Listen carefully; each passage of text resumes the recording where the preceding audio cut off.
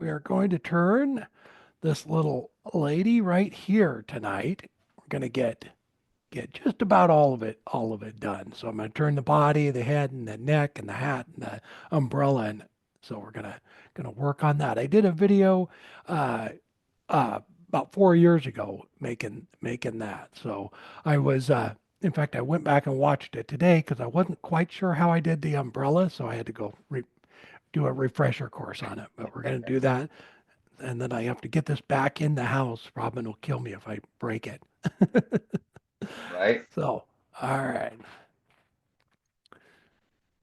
All right. I'm just going to set it down over there so it doesn't get hurt. Yeah, we'll go through the whole process. Like, so with whenever I do like a piece like that where there's a bunch of little pieces that go together, I always start with the main piece. So I'm going to start with the body first and then size everything off of that is kind of how I do it when I do any, like I did the Millennium Falcon, I did the main body first and then sized everything around that piece. So it's the same thing with this. So we'll go ahead and get this on the lathe. I'll switch cameras over here real quick. One thing, Dane, so I know you guys are still there because once I start Yes. turning, I can just hear you. If anybody does have any questions, I don't have a problem at all. Just you can Okay. ask me. I'll answer them while I'm turning. I'm, Okay. we do we do lives on YouTube, and Robin is talking to me the whole time I'm turning, so I'm perfectly comfortable with it. So it's Okay. all good. Yeah. That'll work. All right. All right. So I have a piece of I'm not sure what it is. I just got it at the show last night, and hang on one sec. Let me grab the tape measure so I can tell you what size it is. So, and like with this, it really, I'll get that. With this, it all depends on, what size you want to make it. It doesn't have to be this size, but it's about 8 inches and 2 inches around. And this is about the size of the one I turned before. So we'll go ahead and get it put in between centers. And with this, we need to drill a little teeny hole with a Forstner bit in the top of it, not a little teeny hole. We need to drill a hole in the top of it. So I need to put a little tenon on it. And so we're going to put a um, tenon down on one end so we can grab it in the chuck after we get it shaped. All right, get this all set up. There we go. Yeah, I'm not sure what it is. It might be myrtle wood. It looks a lot like myrtle wood. All right.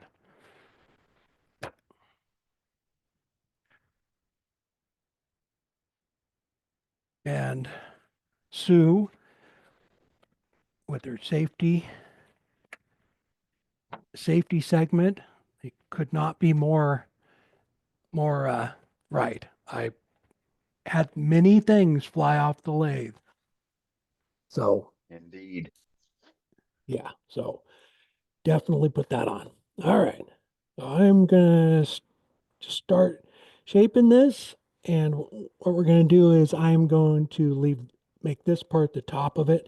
So I'll put the tenon down here, and it's already really pretty true. So just gonna go ahead and put a tenon down there first, and then start shaping it. So I'm gonna turn the lathe speed up about 2,500 RPMs, and this is the easy rougher. Just make it tenon just like that. We can get it all squared up. And then we will make the bottom part of the dress right here.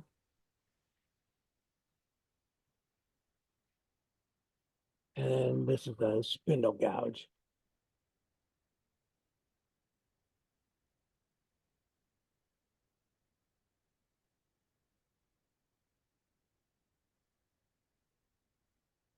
Well, this part right here is the legs. We want to bring that down quite a bit.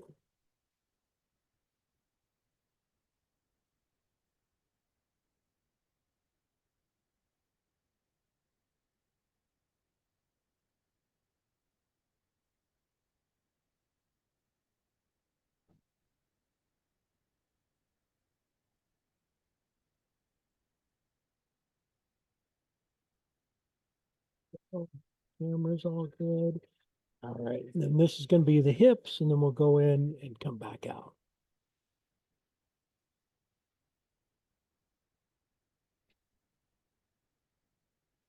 And I'll get this all cleaned up a little bit too. So we are going to cut this at an angle when we're done too. That you're going to drill into it with a Forstner bit and then cut it off at an angle so that it looks like a neckline. Hmm.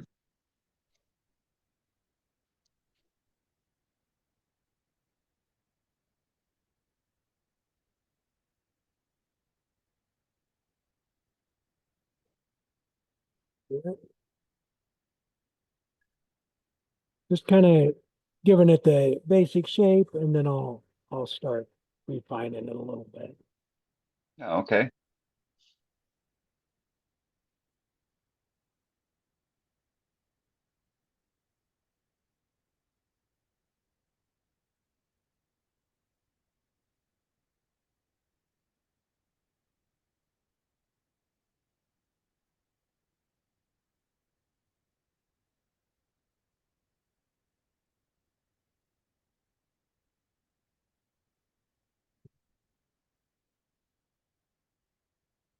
And I know forgot to mention too that the microphone is a little bit too good, the noise canceling on it, so you can't hear me turning, which is a little awkward sometimes.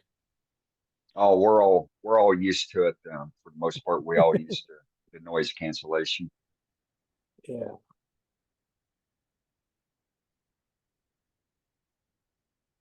Move this over.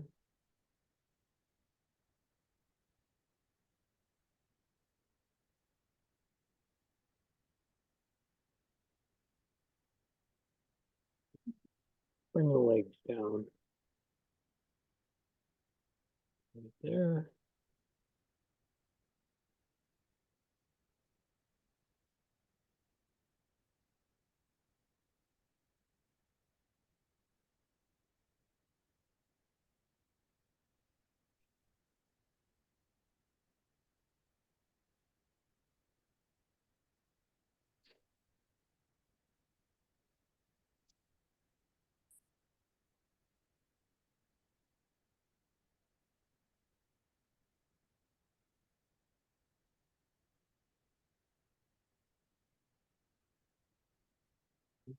That. Bring this down. There's still a little flat spot right there. I can feel it right there. So I need to bring that down a little bit.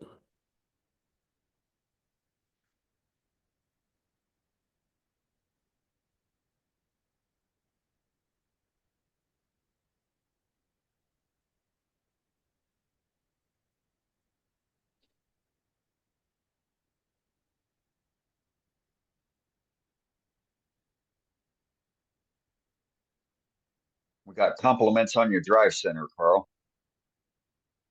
Oh, yeah, it works nice.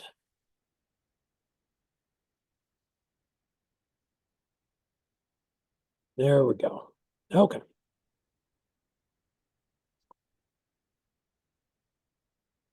So I'm going to put this in the chuck now, and we'll go ahead and then we'll sand it.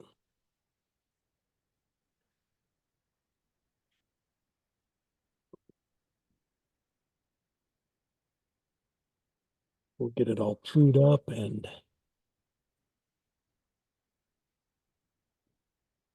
get it sanded and then drill that hole. Change jaws here real quick. All right.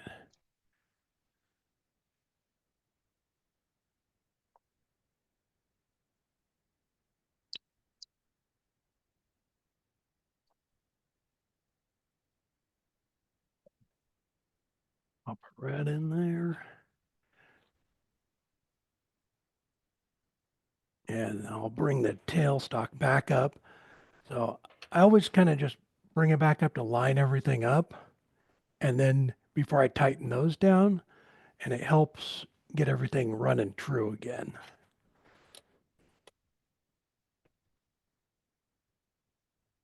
There we go. Ooh, went in a little bit too far.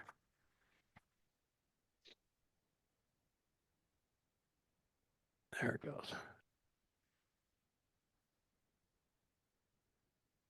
All right. And we don't really need to turn it anymore. Just sand it.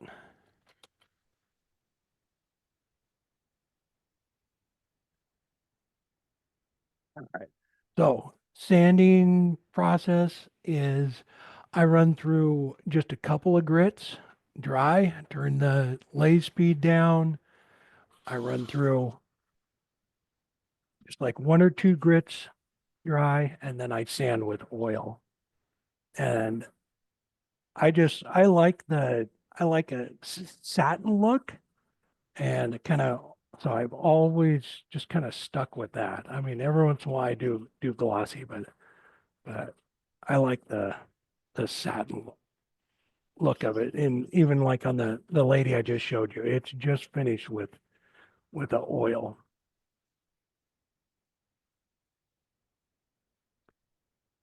All right.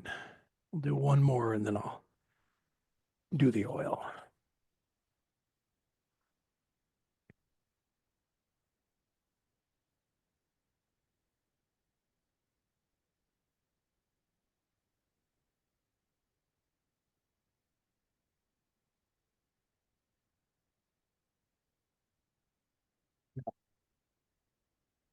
So the oil I use is walnut oil. And so all that, normally I have the dust collector going and everything, but for those first two grits. But then after that, I switch to walnut oil and I sand with that. I run through the rest of the grits. I have the lathe speed down. It's about 300, 250, 300. And I just, let me switch cameras for you here real quick. So you can get a little better view maybe. Hang on, I have to take it off of there. There, No worries. there we go. All right. Yeah, then I can switch it back to. So I just take the sandpaper, hold it underneath it, and put the oil on, just like that. Is that a And so what it, Abernathy's yeah, sandpaper? that, yep, Abernet sandpaper. So the all the dust is captured in that, and it all goes right through the sandpaper, so it doesn't clog it up. So it's catching all that fine dust and putting the finish on at the same time. And that is why I really, really like it. It eliminates all that dust. So I just go through the grits. Just gonna do that real quick and wipe it off in between each grit just to make sure there's like no little grit came off or anything, but I doubt there is. But it really brings out the color in the wood too. It just, you can see all the grain, Oh and it is yeah, myrtle. It's myrtle yeah. wood. So, and I like that look right there. So it's kind of what I've stuck with. But I'll run through the rest of them here. So same process. Just keep working your way up.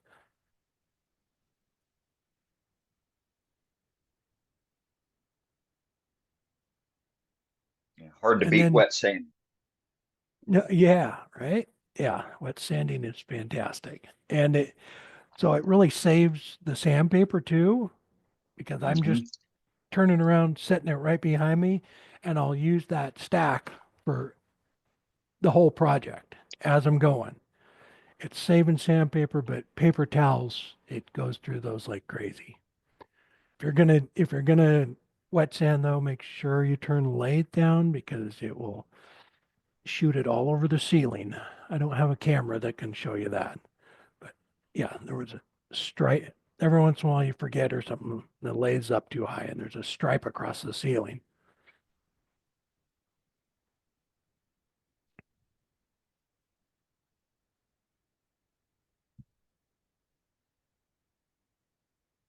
There we go. And then we'll just finish up with 600. Yeah, when I first started doing it years ago, I was mixing up like mineral oil and paste wax to make like a wet sand with that. And it kind of gummed the sandpaper up. And then I switched to Howard's beeswax and mineral oil that you get at like Home Depot, which works really well, but it's a little gummy too. And then I found the walnut oil and it works fantastic.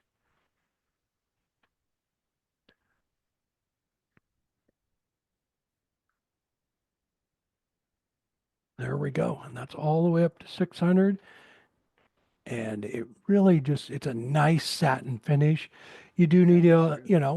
every 6 months or so, we wipe down all the stuff in the house with it again and it brings it right back to just a beautiful color. Better than pledge. Yeah. All right. We're on that camera. Let me go over here real quick. All right. So I'm going to pull the tailstock away and we're going to drill down into that with the Forstner bit. What size Fortuner bit you going to use? So I will measure it here real quick Okay. once I get there. And it just kind of depends on how big you want to make this thing. All It's right. going to depend on what size Forstner bit you're using.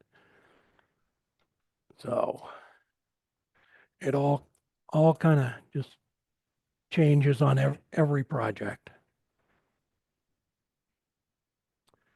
All right, so let's pull the Forstner bit up there. That one's way too big. And I'll measure it once I find one. That one should work. Maybe a little too big. Hang on.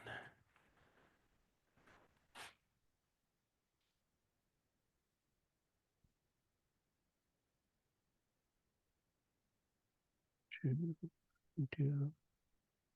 See, this is why I like having Robin talk to me while I'm turning. I spend a lot of time looking for stuff, Yeah, it's right where you laid it the last time you used right? All right. it. All right. There we go. Now we're good. We already have that center hole that's there from the live center. So I'm just going to drill down into this just a little ways, and then we'll cut this off at an angle. Lathe speed is still down, nice and slow.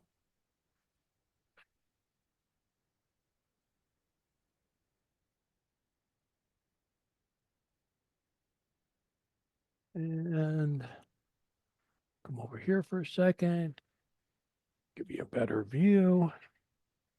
There we go.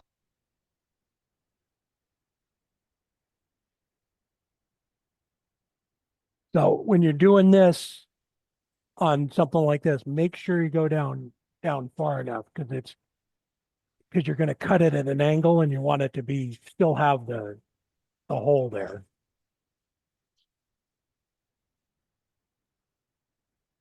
I'm not quite sure what you're going to use this for, but is it better to have a smaller hole or a larger hole? Um, so hang on one sec. This is going to be the neck. So let me grab this one. So you can make it kind of any size you want, but that's what it's gonna, can you see that? Yeah, we can see it. Yeah. So I'm gonna turn the base, it's gonna go inside of there and then I'll cut the neck out. So Okay, thanks. yep, yep. All right. Now I'm gonna put that live center back in there real quick to just kind of stabilize it a little bit while I start cutting it.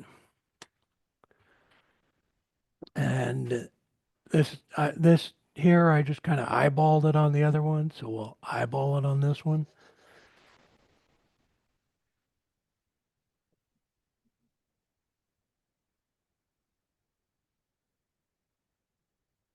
A little bit of an angle,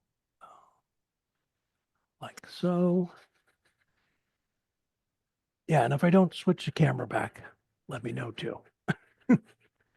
Oh, sorry, I was doing a text here on someone else's question. Oh, it's all good. All right, I think we should be good.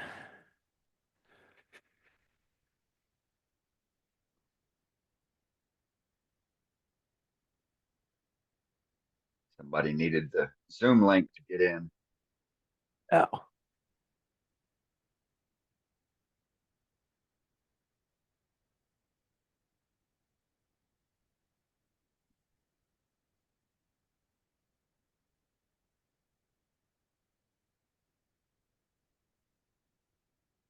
right. There we go. About So what angle? I About what angle is that? uh, I want to say like 30. Okay. Yeah, I just kind of, just give it a little bit of an angle. Like here, I'll grab this one again. And oh, we're on that camera. So about like that. Okay. Okay. Yeah. Yeah. Yeah, not much. Not much. So that's what I was saying too was shoot. There we go. So you want to make sure whatever angle it is that you're going to cut, you still need that hole to be a little bit deeper than this side of it. So make sure you go in far enough on that. All right. Now we are going to take this back out of the chuck. Take this off.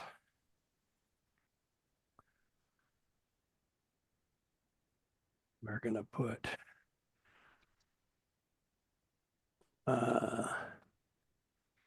this live center, spur center in there. So we got room to work. And then we'll put the spur center in the other end. You have that little hole from the Forstner bit. And everything should line right back up. Yeah, every now and There then we go. that hole that's left from the Forstner bit can be useful every now and then. Yeah, yeah. And then for All right. the Forstner bit, what size was the hole you drilled? Oh, I hang on one sec. It was, let's see here, inch and a quarter. Yeah, Right on. yeah. And you could go a little smaller on that too. Because I think this one's a little bigger than the other one I did. So, and a plus for using the walnut oil is your hands are really soft. There's a joke in there, but I got to keep it clean. All right.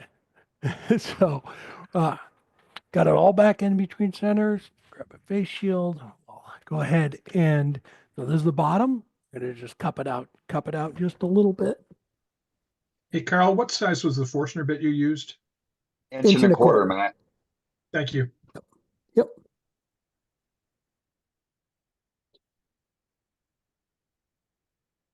So this is just a parting tool.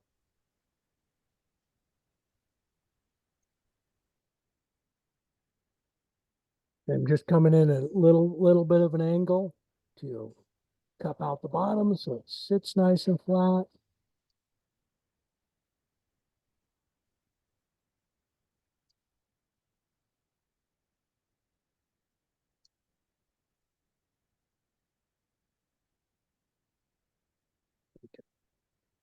Snap that off. So I just brought it down, little nub there, and we'll sand that up. So to sand this up, I use the little sanding pad, and it goes right on to headstock.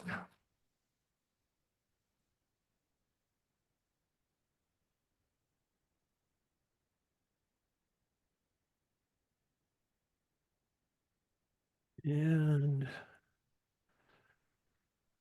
we'll just use this one.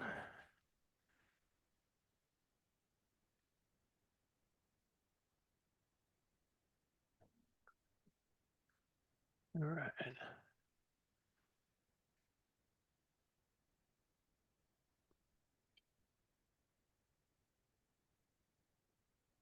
That out of the way.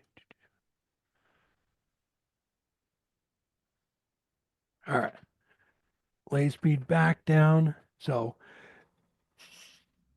you can just stay right with that angle. And this is 120 grit. So it will clean it up really fast. The the Abernet too, I started using it quite a while ago, but it's really nice sandpaper, and it you see how it kind of clogged up there, but you just pull it off, give it a couple of flicks, and put it right back on. So it really is much nicer. Like first started turning or using paper, and it didn't last very long, especially trying to wet sand it. Now I'm just cleaning up that little nub there. Yeah, I've never made the change to Abernet. May have to get me some and start trying it out. Yeah, it really is. It's nice sandpaper, and especially if you do any kind of wet sanding or like Right. I whenever I do a lot do of Western. Yeah. yeah with resin and yeah with especially like with resin the water all the dust just goes right through it. So that's Right. nice. Okay.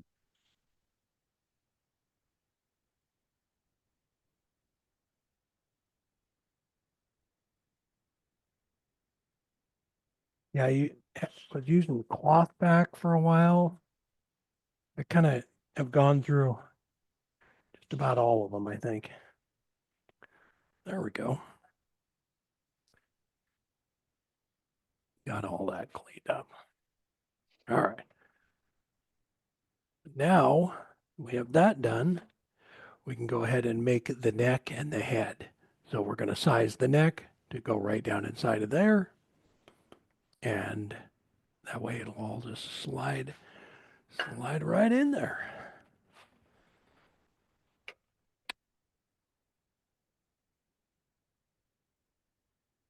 All right, set this aside. We're going to do the neck and head out of that piece.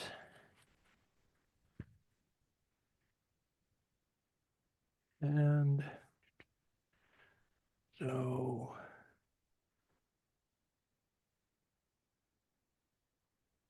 put this back in here.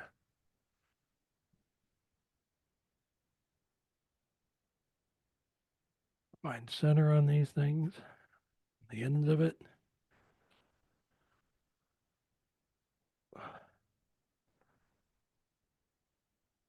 There we go. And if I don't know if I'm being asking anything, but I have no idea where I got this. I've had it for 25 years and I haven't seen another one. I don't know where it came from. Sorry. Seems like something that somebody can whip up on a 3D printer. Yeah.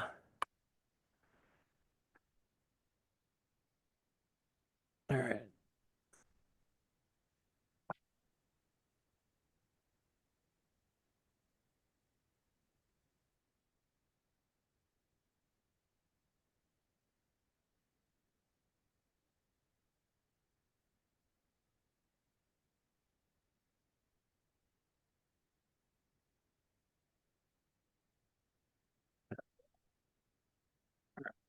Just use our calipers to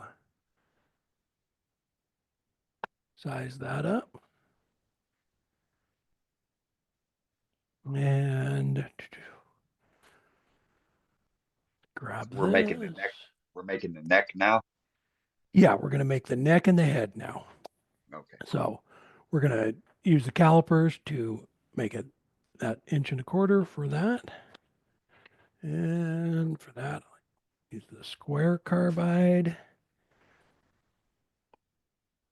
Let's bring it down a little bit before I get started.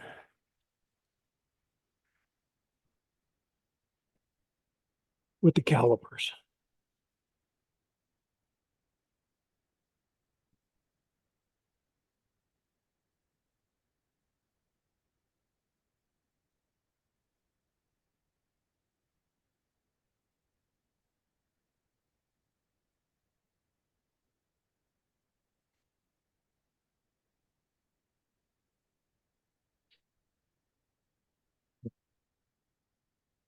Now we can use the calipers on it. So, and so the other thing with this is I always, anytime I use the calipers on anything, which is a lot, I always put them in there, bring them out to the edge, and then I pull it out and I give it like 1/4 of a turn on this to make it a little bit bigger. Then that way, if I screw up, get carried away, this is a little bit bigger than what I actually need. So I always just kind of just give it a little bit of a crank and then work my way down from there. Good advice.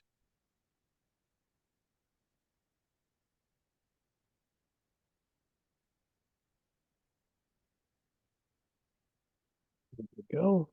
And then I will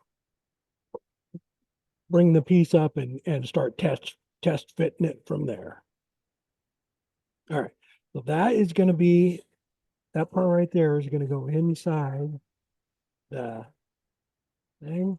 We're going to right after that, we're going to go ahead and bring this down and start making the neck.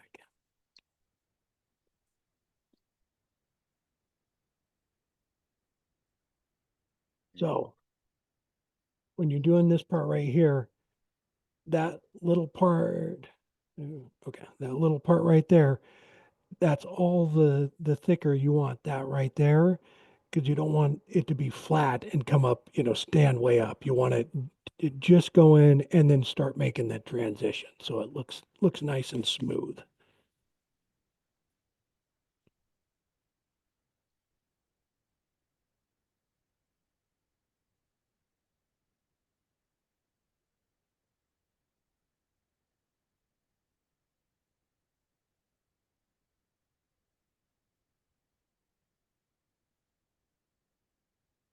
So then don't take too much off of that. Save that because that's the head.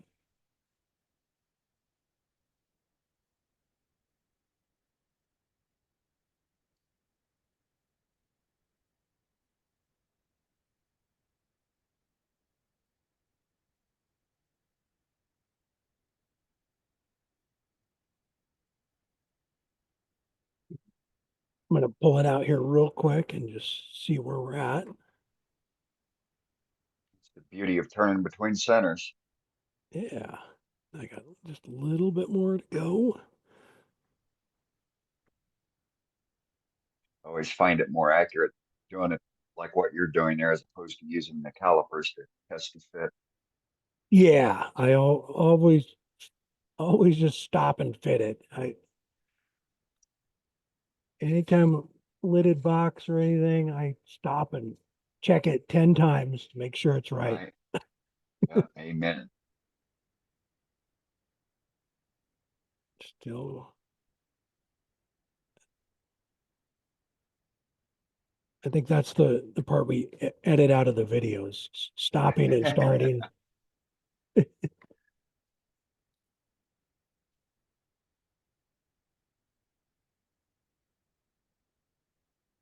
So on that one, it was really close. So I just kind of angled it a little bit like that.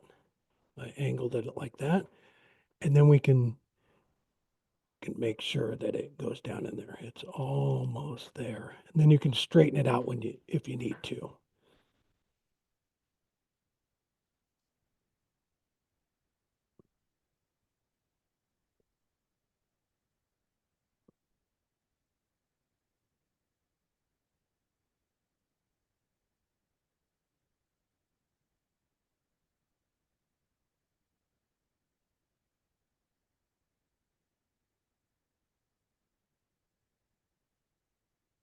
A little bit more.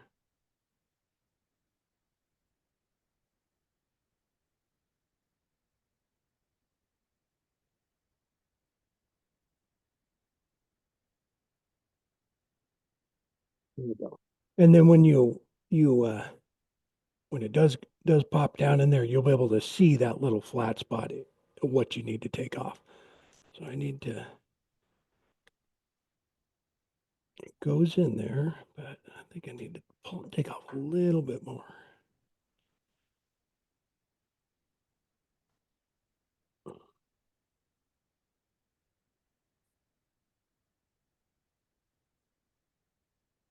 There we go. And so I know that that's too thick. So we're going to come in here and just from feeling that little lip in there, it needs to be pretty small.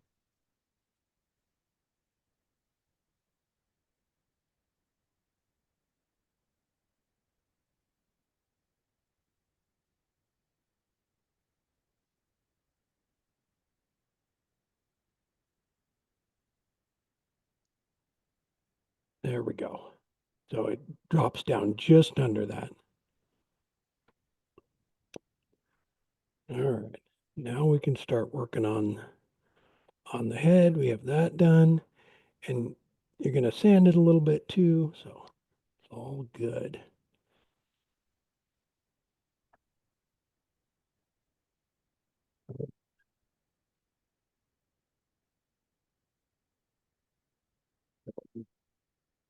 Take off a bunch of this. Head's way too big.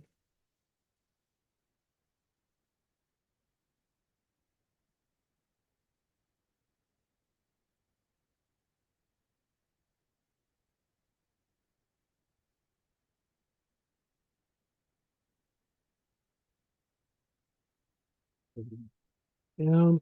You can do this in two pieces too. I think that one I did the video on, I actually did it in two pieces, or you can do it in one. It's just kind of up to you. You can always just drill a hole in the bottom of the head and stick it up in there. And then that way you can kind of turn the head whichever way you wanted to if you want to tip it. Oh, that's a good idea.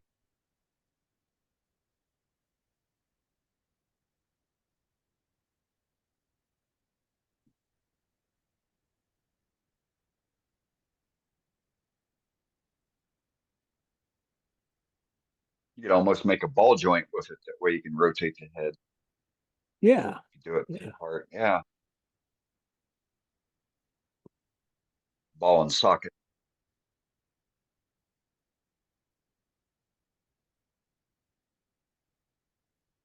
So, and then with the top of the head too, it's going to get covered up with a hat. So you don't really need to worry that much about getting it too clean. I think I just, on the other one, I just brought it down like this and then just parted it off with a parting tool because it's all going to be covered. You're gluing the hat Right. to it. So you just make sure that most of it's done.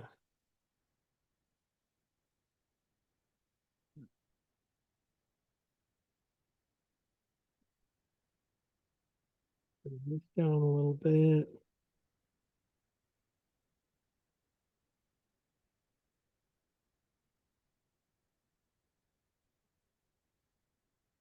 And with stuff like this, it just kind of I always just turn it, look at it, because it's all about proportion. So it's constantly just kind of is the head too big? Is the not small enough. I mean, just so you're just kind of constantly going back and forth and just kind of making sure it looks right.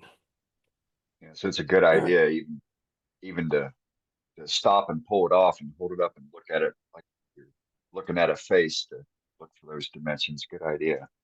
Yeah, yeah. When I first started turning, I love turning lidded boxes. I would do that all day long if I could, and I still love doing it. But I would turn a box, and you're looking at it on the lathe like this, and it looks great, and it's Yep. beautiful wood. It's amazing, and when you get it all done, you take it off and you set it on the counter. It didn't look right.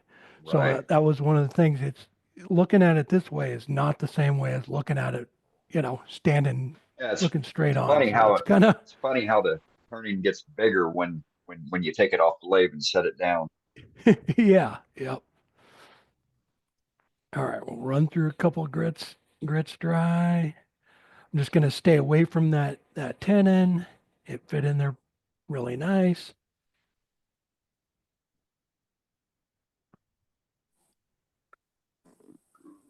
Now, Carl, if you wanted to put the hat on there on a bit of an angle, would you just chop the top of the head off on an angle like you did with the body?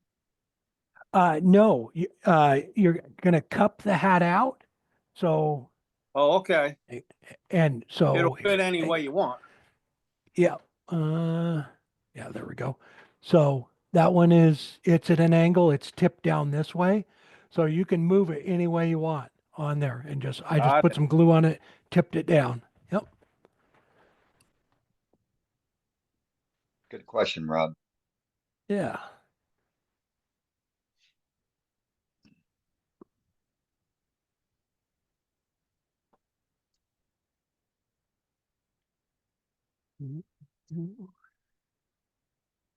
All right. I like to hum and sing too when I'm turning, so every once in a while I catch myself. No, we won't hold it against you. We won't tell anybody either. Except for the recording, right? Yeah, except for perpetuity on YouTube.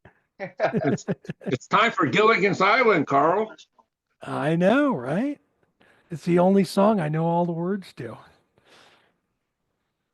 So you can kind of tell what my childhood was like. I watched a lot of Gilligan's Island. Yeah, there's a lot of us that resemble that. I grew up on Gilligan's Island and Charlie's Angels. Oh yes, and Kojak. All right.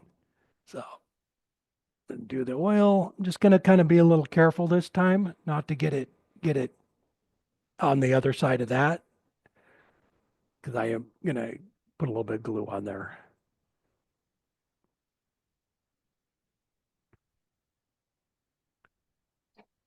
And I think on the other one I did, I think I waited till the very end to oil it, but we'll just do it this way. And the walnut oil does dry, so yeah, I'm not sure what wood this is. That does not look like myrtle wood though. Um, but yeah, the walnut oil does dry, so you could wait a couple of days and glue it together then.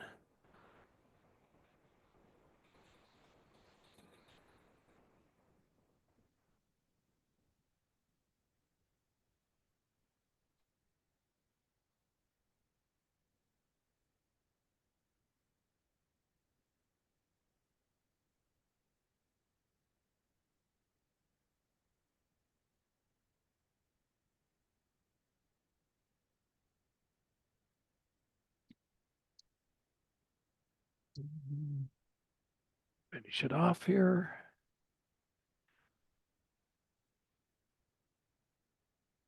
$600.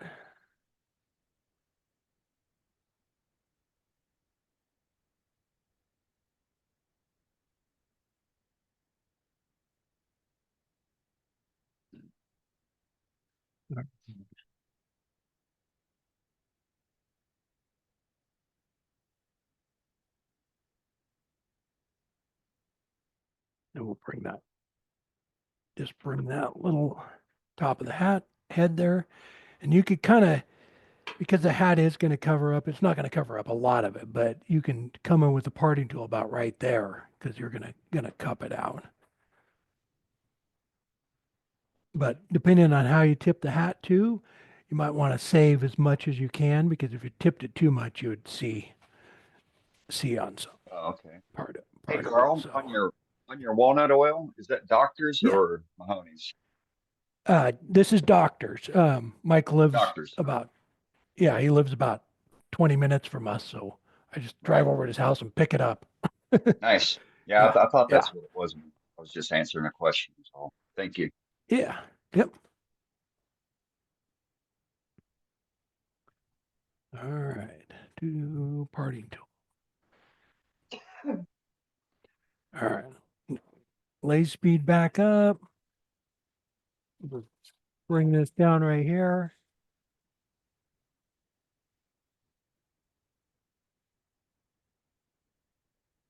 So just cut that off with that little pole saw. I think I've had that pole or little saw for same length of time I've had that center finder. I got this at Harbor Freight and it's still working. Great.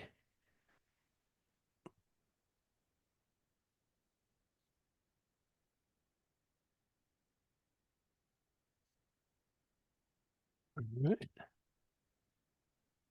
There we go. So yeah, just a little dime size is what's left with it. And then this will pop it right in there like so. And then that hat will come down right in there. And I think on this, I just hit it with the 100 grit, but I ran through all the grits by hand to clean that up on the other one.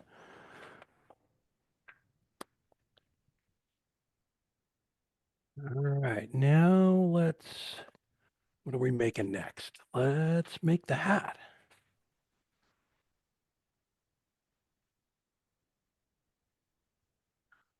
All right. So there we go. That's a piece for the hat.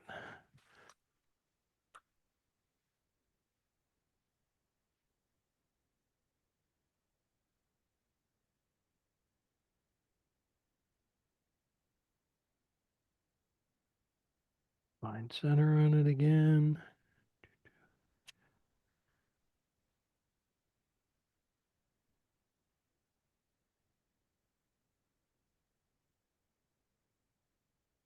And so with this too, just keep holding the head up there so you can get, so it looks proportionate.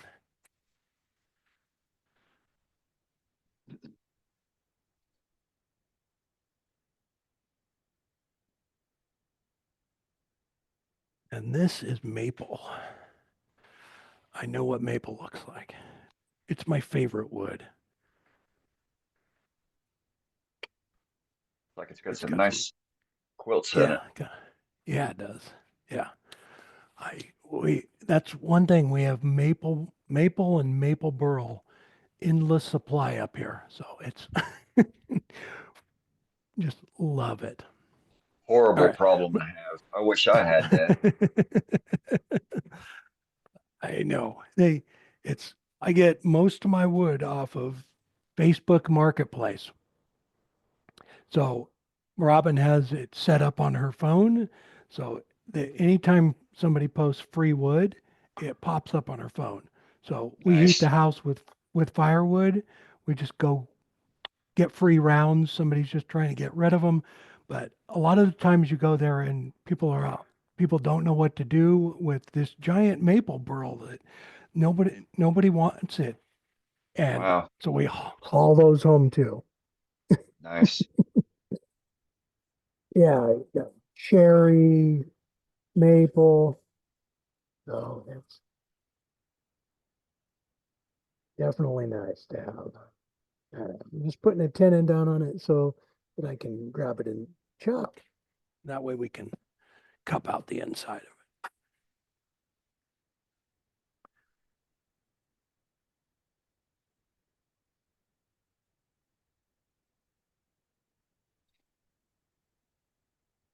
Yeah, one of my sons lives in Florida, in Jacksonville, and he said you would not believe the amount of money they get for wood back here. I go, maybe I should just start shipping you wood, sell it on the street corner.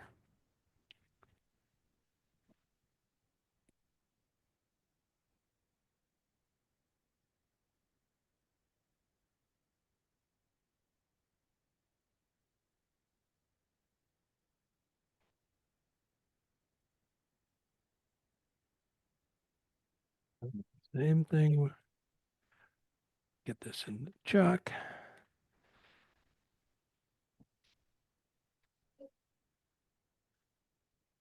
All right. Now we can have our little hat handy so that we can figure out what size to make it.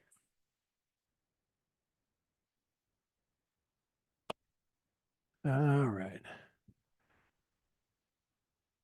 Crank the lathe speed back up. It's still, I've just been doing all the turning about 2,500 RPMs.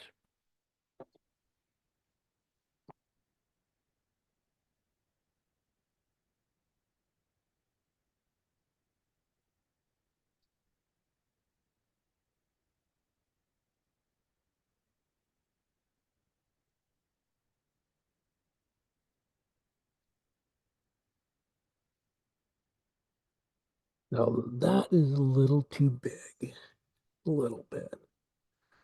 Bring it down a little bit more.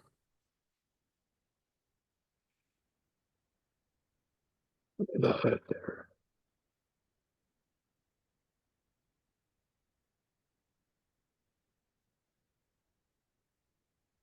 A little bit.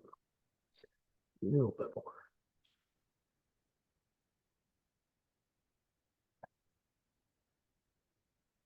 That's good.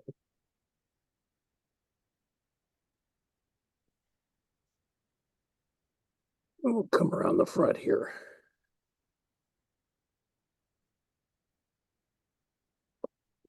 Don't need that for a while.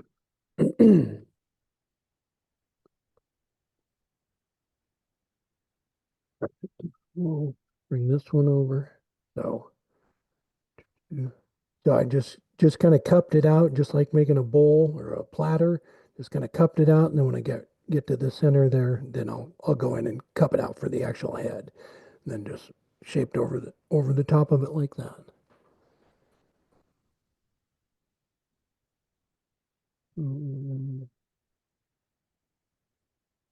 Use one of these.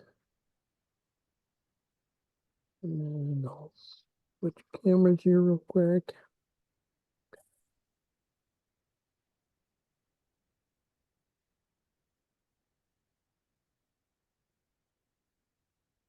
And this is Using a a negative rake. yeah, it's a D-Way Boxmaster tool. He's another guy that lives up near Seattle, out on one of the islands by us. There, really nice tools. He has a set just for doing lidded boxes, and they're all like double-ended.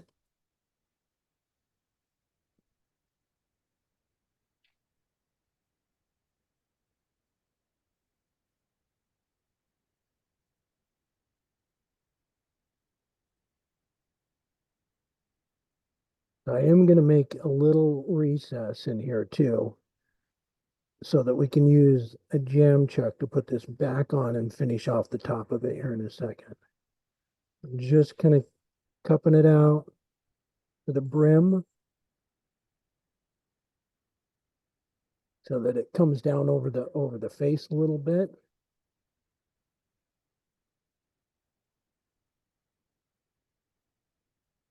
And then it's nice at this point too, you can just bring the head up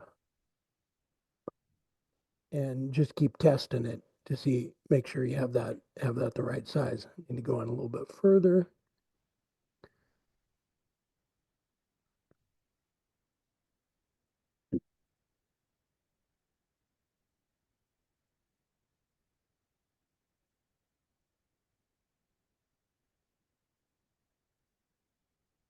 And even at this point, if you did want to bring the diameter down a little bit, you can always go back and, bring that down a little bit if you feel it's too big.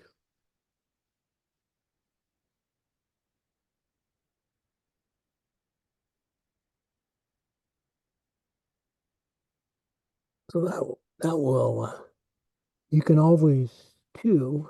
So like what I was talking about, not coming down here too far, you can tip it around in there and make sure that you're, depending on how you want to tip it. I probably want to tip it, just about that much, and it's not showing the flat spot or anything. So it gives me lots of room to work with.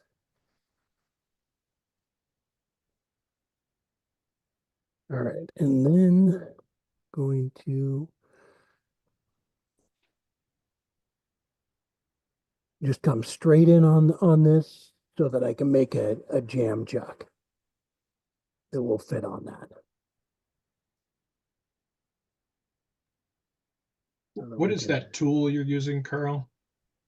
This one here is another one of the box masters. It's just one of their sets. So this is for like doing the sides of lidded boxes, doing a flat bottom on it. So if you want a nice flat surface going across the bottom of your lidded box, that works fantastic for that. And they're all negative rake. They're here. I'll show you. There's From all D-Way, right? sorts. Yeah, D-Way makes them. They're all Oh, different yeah. shapes, all different Thank angles, you. all double ended. Yep.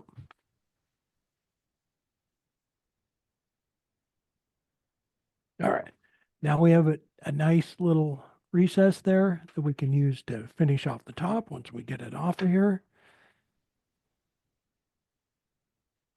And I'll switch back. That one. Nope, wrong one. That one. All right. Now I'm just going to shape the top of it just a little bit, and then we'll part it off.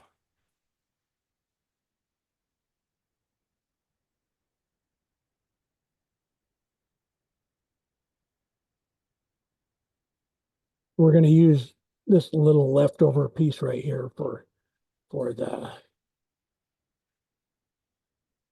jam chuck part too. Rounding that over. And before we part it off, we'll go ahead and sand the inside of the hat.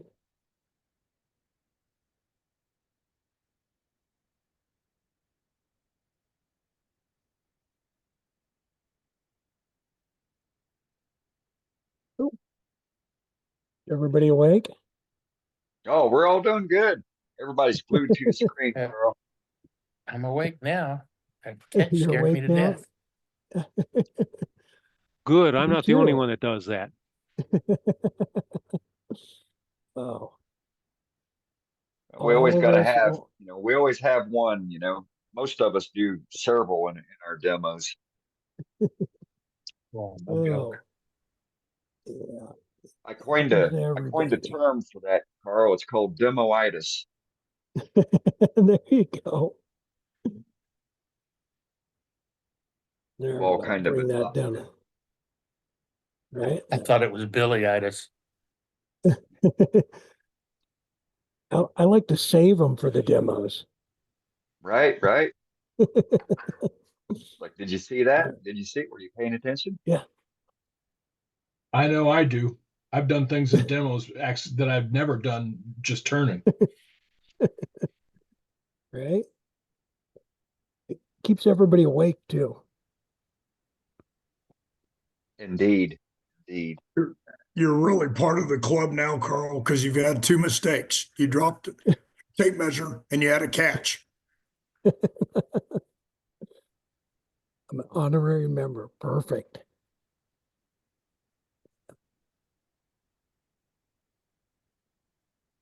Yeah, I'm just standing this for not so I don't want to get oil on the inside of this.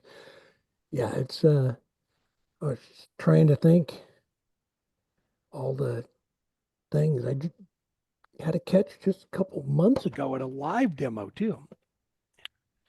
That woke everybody up. Yeah. Somebody right, asked I'm me gonna once, par- why'd you do that? And I said, why are you asking me? Oh, all right. Get this parted off. Go around over and over the top of that.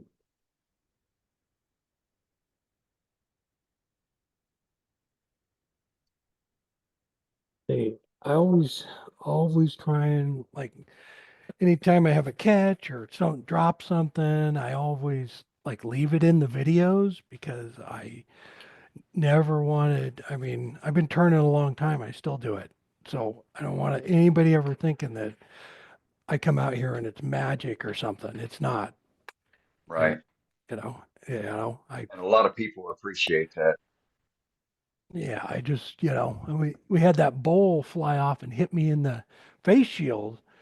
Um, I know it's been a few years ago now, Yeah, but it's been a few years. first thing we did was upload it straight to YouTube and go, this stuff happens. So, Yeah, It's they've all good done for but that new too. turners it's good for new turners to see that, even folks that's been turning for a long time, at a high level, see that, the same fallacies that the new turner is coming up against is also the same thing that, those of us that's been turning for a long time, we have it happen to us as well. We're not yeah, immune. yeah, right? Absolutely. All right, so I just took the calipers, got them sized for that. So this is just going to be a little jam chuck, and just go ahead and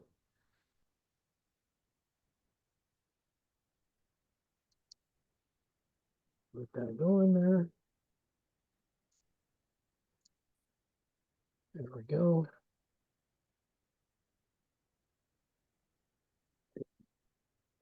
Nub cleaned off of there.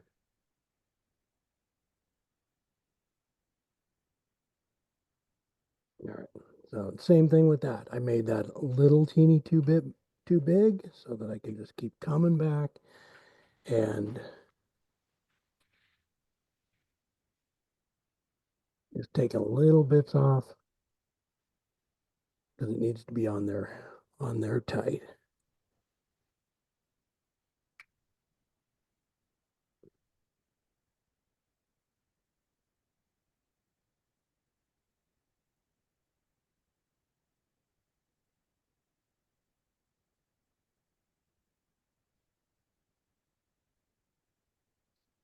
Close, but not quite. I don't want to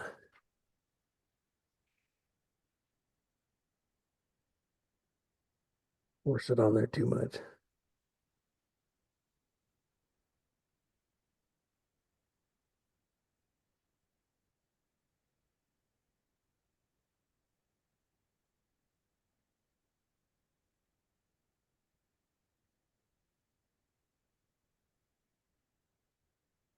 All right. So, and a little tip with this too. So it's on there, and I could probably maybe push it, but if you turn the lathe on and just kind of tap on it, it will true itself up. Oh, So just kind of, like that, and it will hit the right spot. that's a tip and trick to clip out. Yeah, Richard Graffin does that too. Yeah. I've never Yeah, seen that it's before. all right. I'm gonna go back to these tools here, and then we're gonna shape this over a little bit low.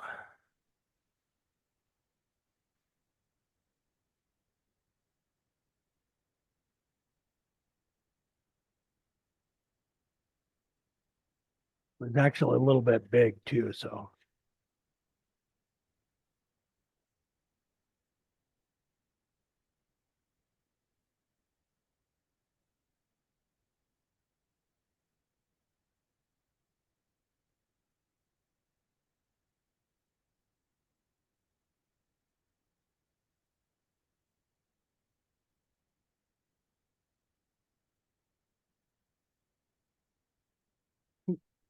And as far as hat shape too, that's like totally up to you. Just gotta, what you think looks nice.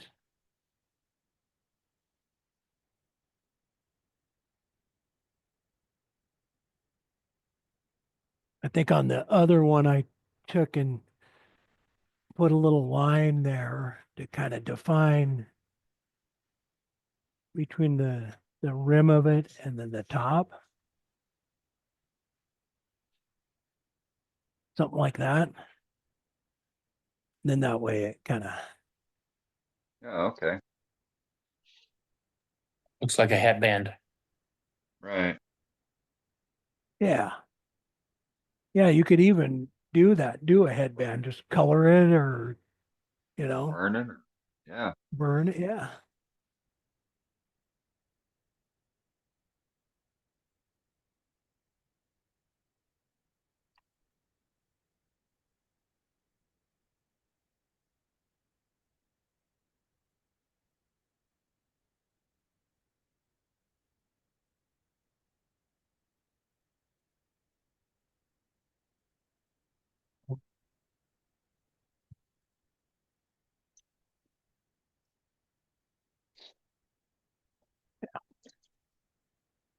All good.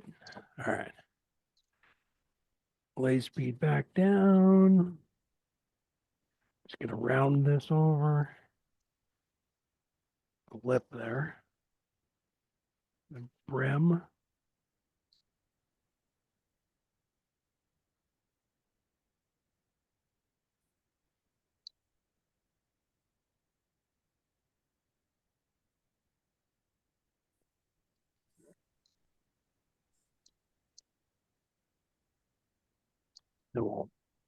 Then we can just oil this part.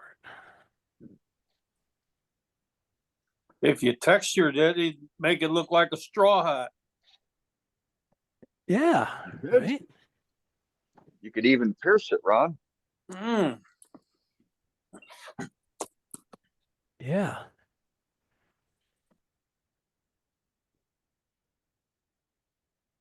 All right. Go through the oily ones. So like when I'm doing those, same thing with that. I put the high coarser grit on the bottom and I just keep flipping them over. That way when you come back to it, you just flip them over and they're all lined up and ready to go for the next. And this is all that same sandpaper I started with on the body.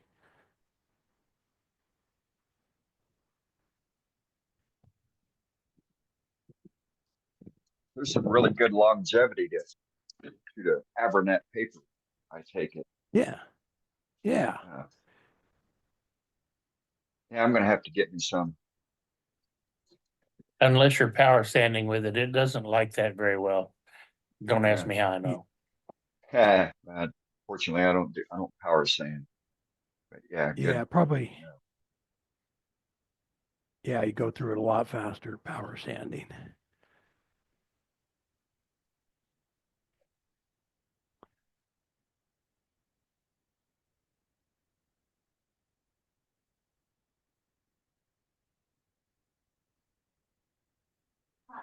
I power sand because I'm lazy. Yeah,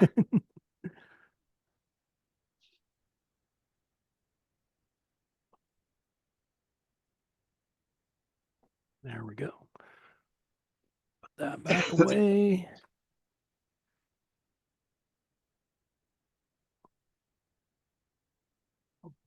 Try and get this off of here without breaking it. There we go. So that way, this is all still bare wood and we can use that to glue on little hat on that one.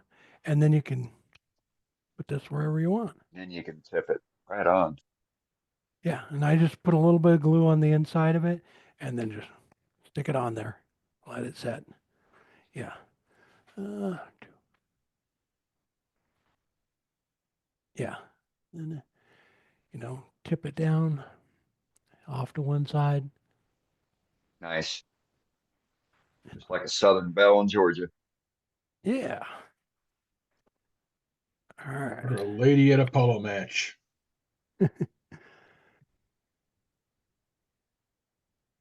right. Let's do the umbrella now. Now we're going to do the umbrella. This already has a tenon on it, but I'm just going to not use that tenon. We'll just get rid of it. How's that? That'll work. So with the umbrella, kind of the same process as the hat, just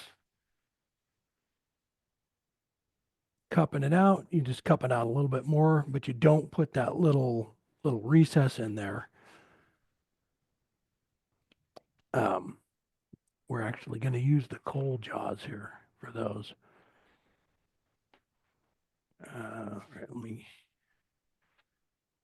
go ahead and get this off of here.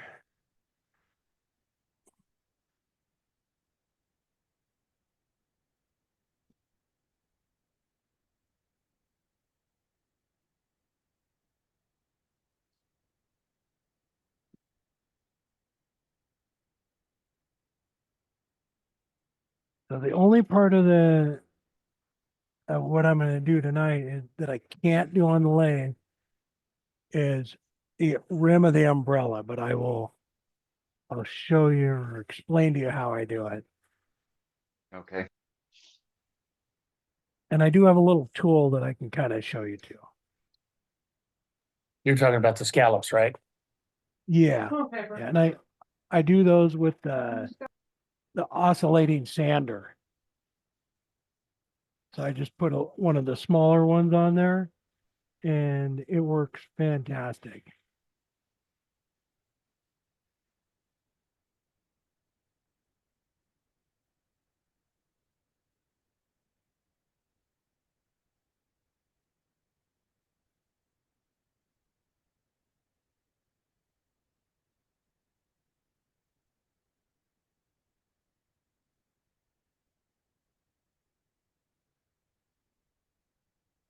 So with this too, it's an umbrella, so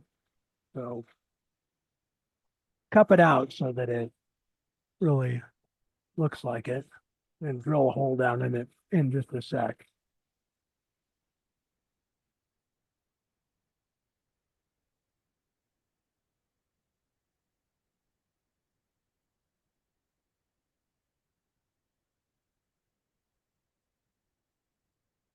Nothing like making shavings. Yeah, right? It's good times. Sure is.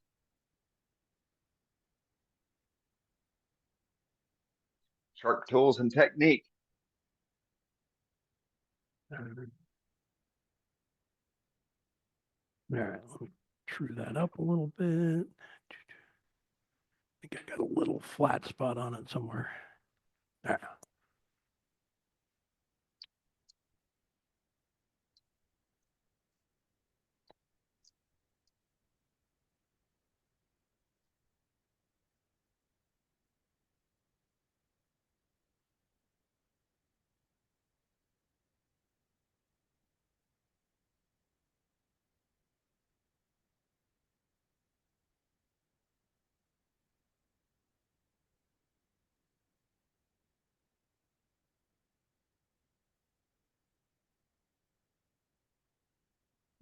Its edge is pretty sharp on that. We don't want that. Flatten it off a little bit. Give it a little bit of an edge. I'm gonna go down just a little bit more.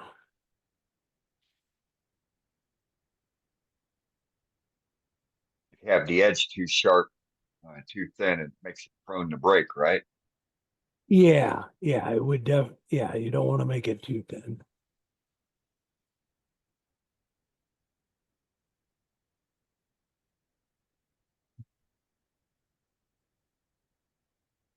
Yeah, because the oscillating sander is not gentle.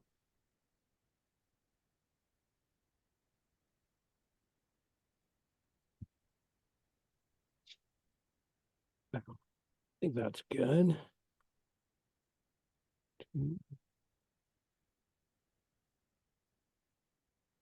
All right, now I'm gonna put the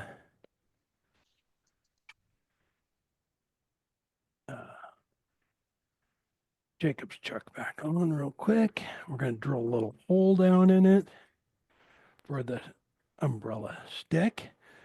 And which camera are we on? This one? All right.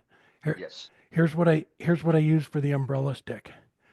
They're those big bamboo skewers. So that is what I used for her.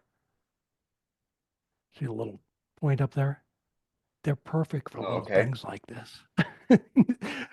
Basically, just we're going to drill a little hole in it for that. But yeah, and you can oil them, give it a nice little color.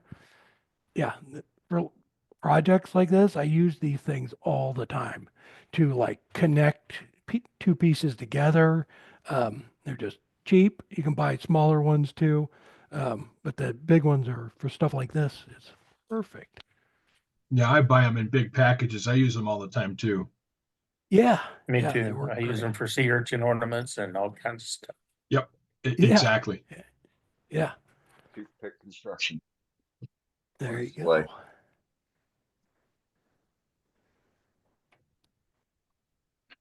All right, just gonna drill down in here.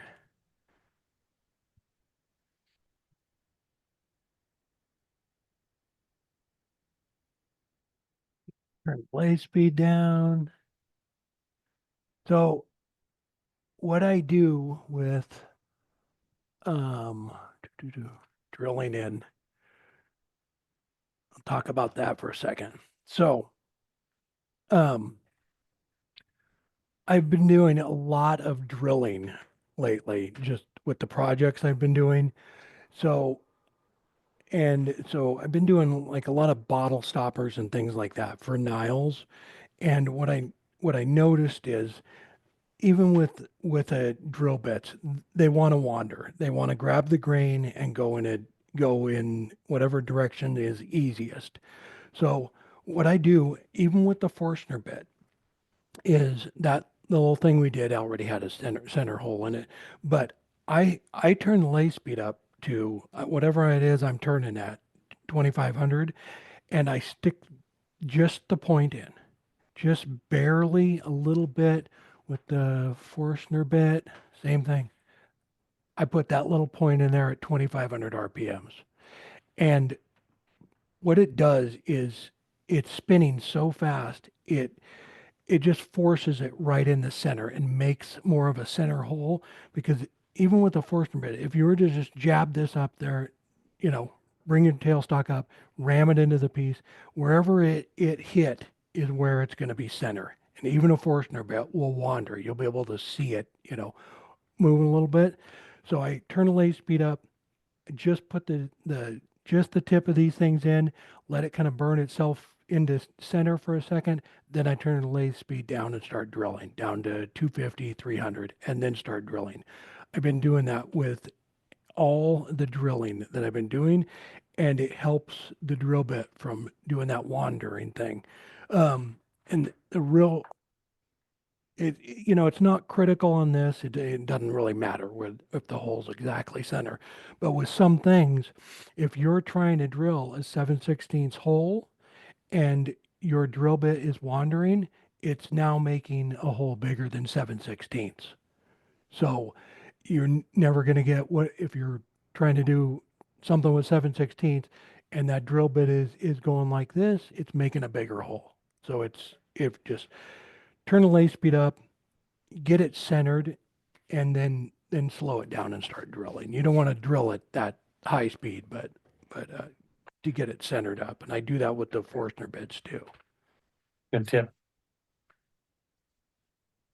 All right, let's shape most of the outs actually. Let's go ahead and sand this real quick. Hey, Carl, before you And with start sanding, we have a yeah, question on your D-Weight tools, as in yeah. how you get them so sharp. Let me move the camera here real quick. Let me bring you over to the messy side of the shop. Do not let so everything you see on YouTube is this 6-foot square where I turn. don't look beyond that, okay? No Yeah, I'll show worries, you. no worries. I'll show you the oscillating sander over there too that I'm going to use here in a second. All right. So the D-Way tools, they're right here. So you just grind the underside of them for the negative rake, and this little guide goes right up there, and you just line it up with that wherever the platform is. I just got one of these little platforms. I was just using my metal platform, but this wooden one just makes it easier to come around the sides and stuff, but it sticks right to it. So you just set the tool right down like that, bring it up here and just sharpen it just like that. And it takes and grinds that bottom edge right there just Yep, perfectly. nice. And that's all you have to do. It puts the burr and everything on it. So when you're turning, you come over here, just one pass on it, right back to turning. That's it. So Sweet.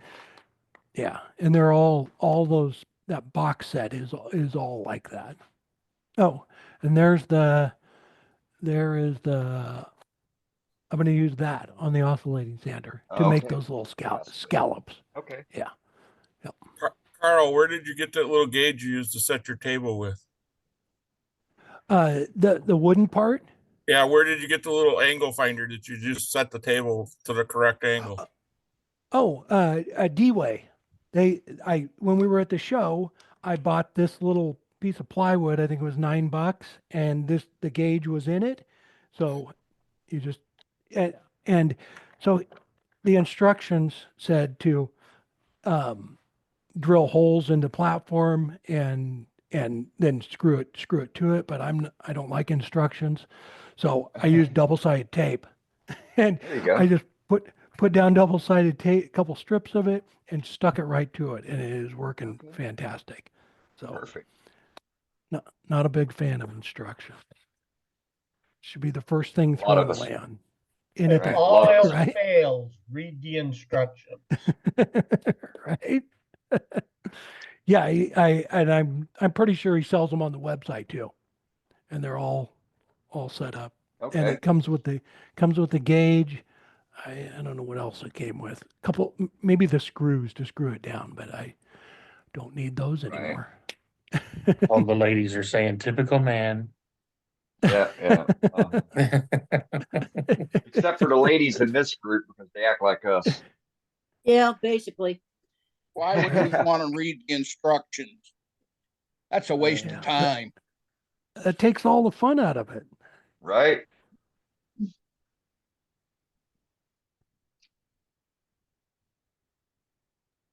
Right.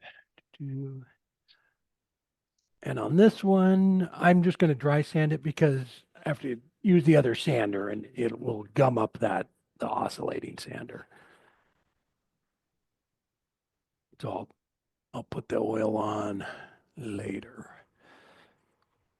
Yeah, and so like with pieces like this where it's a bunch of stuff glued together, normally I will just wait and put the oil on at the very end. Because a lot of times I'm not sure where certain things are going, like the arms on this and stuff like that. So I just waited till the end, got it all glued together, and then oiled it. And the nice thing too about like that walnut oil is you can just pour it over the top of something and it will soak into the wood and dry. So it really doesn't matter. It's, and it's not going to leave an uneven finish or anything.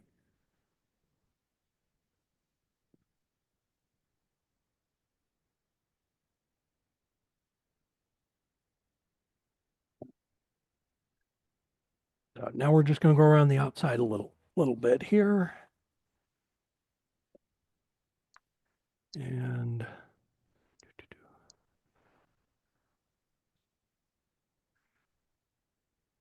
turn the lathe speed back up.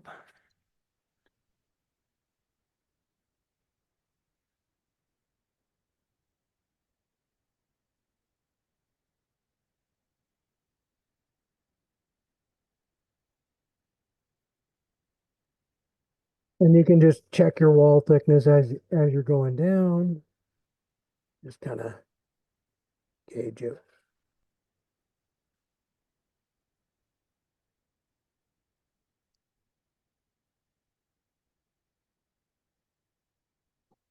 Then we're gonna use the coal jaws to finish off that. That was the part I had to look up on YouTube to remember how I did it. I was thinking about the demo and I thought, "Well, how did I do the top of the umbrella? Because there's no spot to reconnect it." The trusty coal jaws.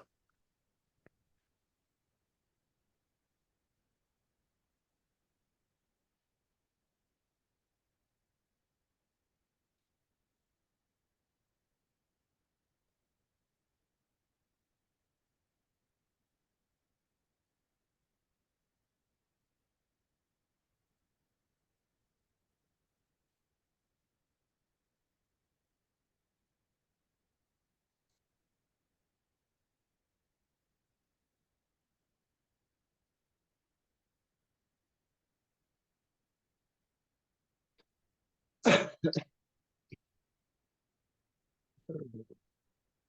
we go, and then we'll come in with the parting tool again.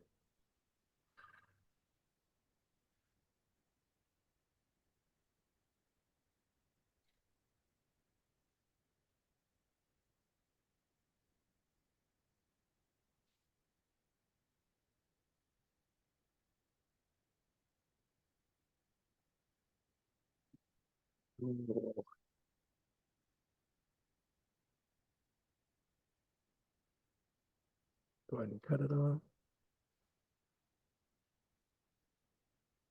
All right. And we'll put the coal jaws on, finish off the top. And there we have that little hole there for the skewer to go through. Nice.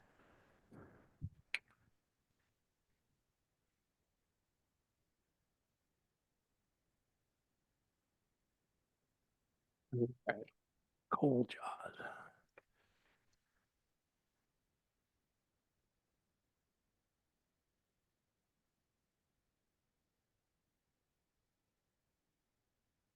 Ooh. All right. Little guys on there. And then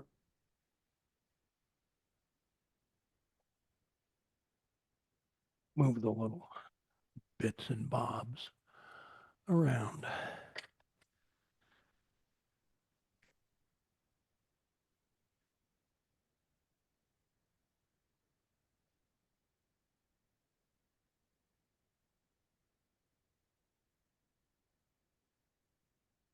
So, oh, okay.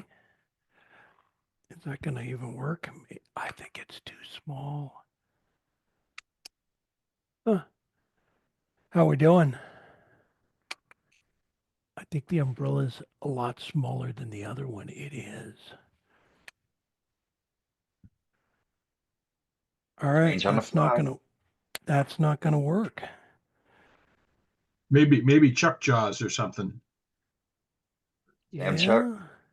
Jam chuck, right? We need a hole Yep. in it though, so we can get it out.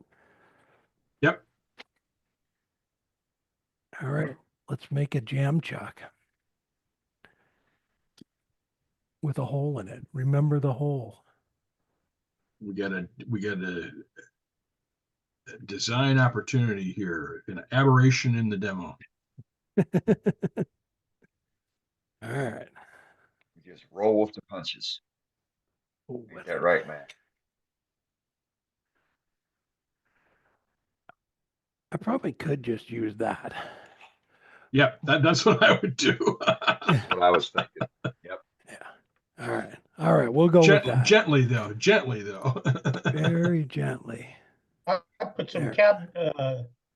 shelving paper around it so it wouldn't mar it. Yeah, or painter's tape or something. But I'm gonna sand it off. Walmart foam. There you go. All Inside of a rubber tractor tire. I did some dumpster diving years ago and pulled some tractor tires. Yeah, and pulled some tractor tires out of the trash behind a small motor repair company.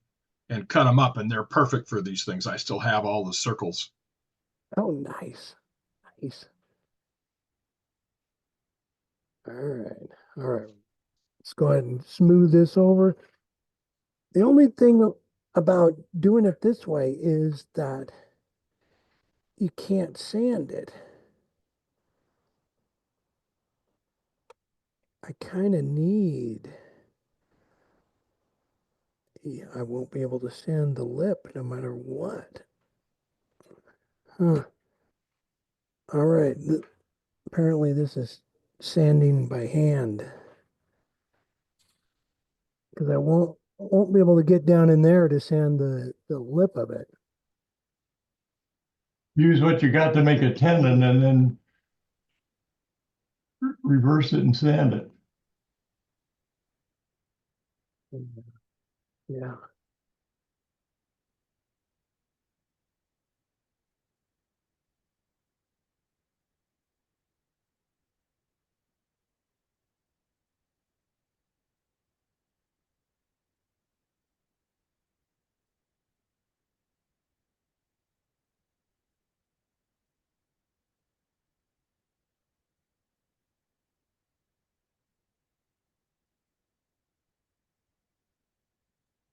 I'd say vacuum chuck, but it's got a hole in it.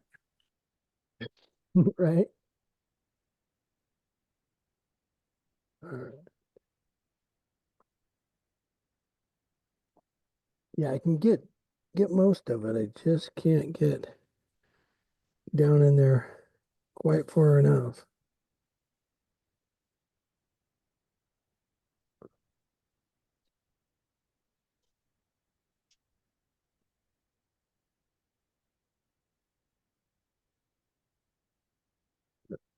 There's nothing wrong with sanding by hand.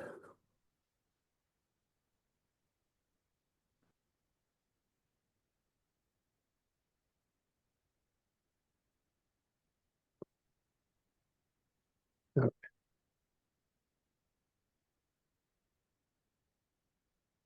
No, we'll just do one grid on that.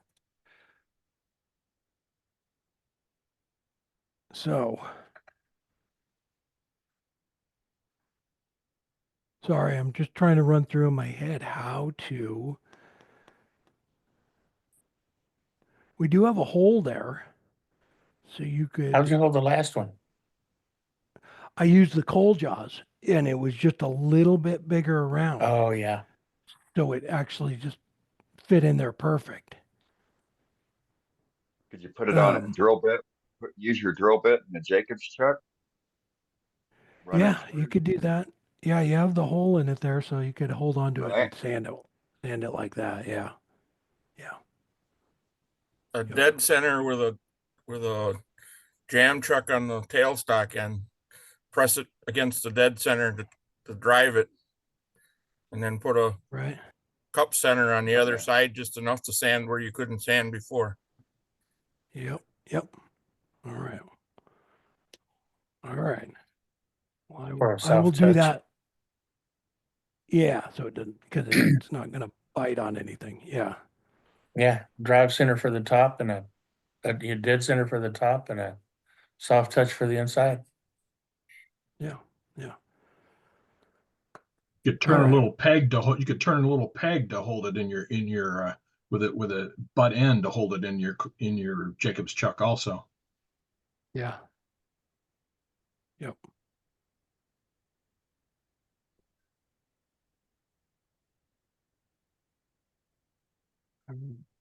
I could just spin it and when Yep, somebody could come over and sand it. sure. Call Robin to the shop. Yeah. Got some homework. Oh, all right. So I'm gonna go back over to the oscillating sander for just a second. I will be right back. Okay. Yeah.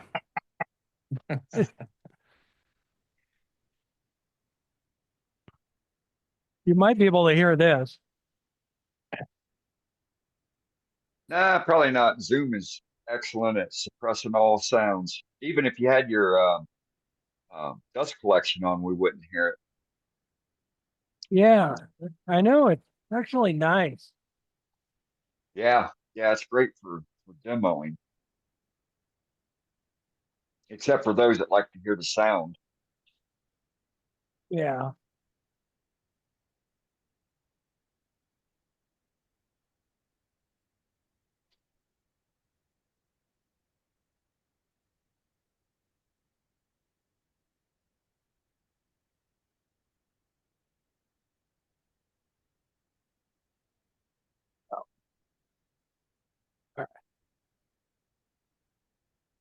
I won't do all of them. You can't see it anyway, but that is how I did I just used I think it's maybe 3/4 inch, Hmm, standing drum, but you can make, depending on the size, you can make bigger ones, smaller ones, you know. okay. So, and I held it up there like this. I do have a little tool I'll show you here real quick that kind of works really well too. It, and it works to do finish work on stuff like this that I use all the time. Anytime I'm doing, it's a little bit bigger than what we're working with, but not much. Give me Do you one need to second. switch cameras, Carl? Nope, nope. I'm coming right Oh, back okay. to the lathe. Oh, okay. Yeah, I got this thing. Um,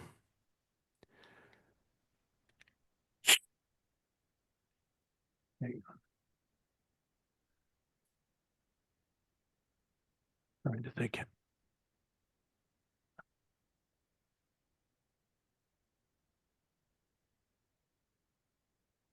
This little guy right here works perfect for stuff like this. I can't. I'm trying to think. Okay, that's what it was.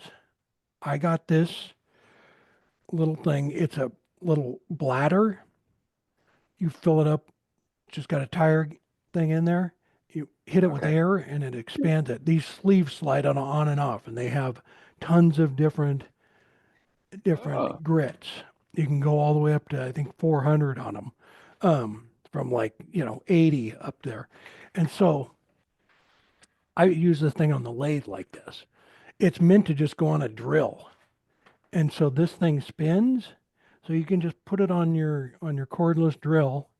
You got your drill there, and sand oddball shapes things. But it works great on the lathe too. So you take um, an old live center, and I took the center of it out, put this in there. The valve for it, the tire valve, goes inside of there. Can you see that? No, you can't see that. Hang on.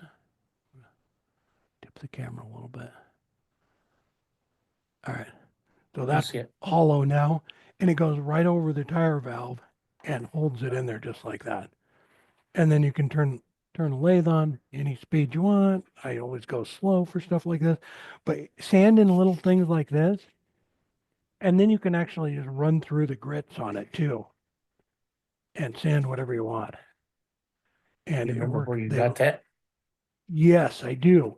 I got this tool at Grizzly, uh, 15 years ago or so, but Hmm. don't buy the sleeves from them because they want like $5 a piece for them. Klingspor has the same sleeves, and they were like $1 something. Oh. So I got this at Grizzly, and I believe it was a Shop Fox is what the brand was. But and I can't remember when I got it, it was like $49 or something. Last time I saw it, I think it was a little more than that, but it's held up really well. The only thing I had to buy for it is a new bladder. I'll show you that in a second.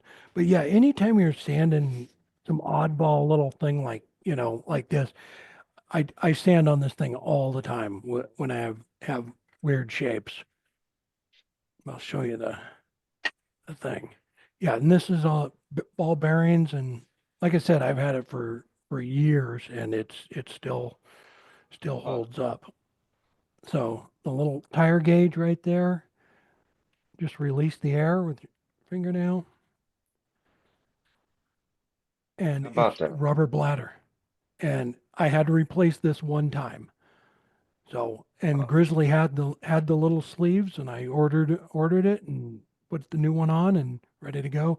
I just know that when I got it years ago, I think, they were, I don't know, probably 50 cents or something a piece, but I went back to buy some more and they were super expensive. So I got them from Klingspor, and they had them a lot cheaper, and they just slide over like that and turn it on. And the nice thing about it too is you don't have to inflate that little bladder very much.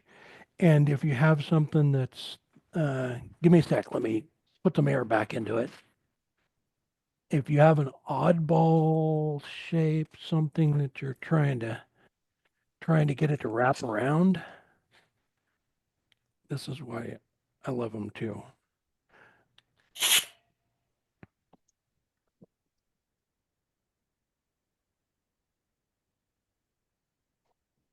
Is you can just put a little bit of air in them, and it's gushy. It When you're pushing on it, it wraps around like a any kind of curved little surface like that. You can push on it and it'll wrap itself around it and sand around stuff. So it's really handy. Trying to look around here, see if there's something that I did with it recently, but I don't see anything. But yeah, they're handy little things if you do, oddball stuff, that sometimes you need them. I make these mirrors, these like wall mirrors, but they aren't turned or anything. And that's why I got it. And it worked great for them. Link in chat for it, folks. No, what? I'm sorry, I didn't hear that. Oh, I we put put the a link in the put a chat. link in the chat. Oh, you found it. Okay. Yeah. It's called a pneumatic drum sander. Yeah. It's slick. All right.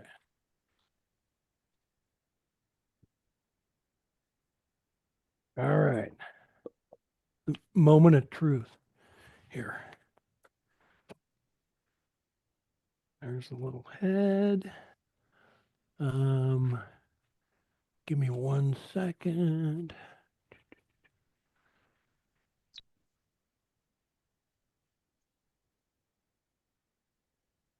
There we go.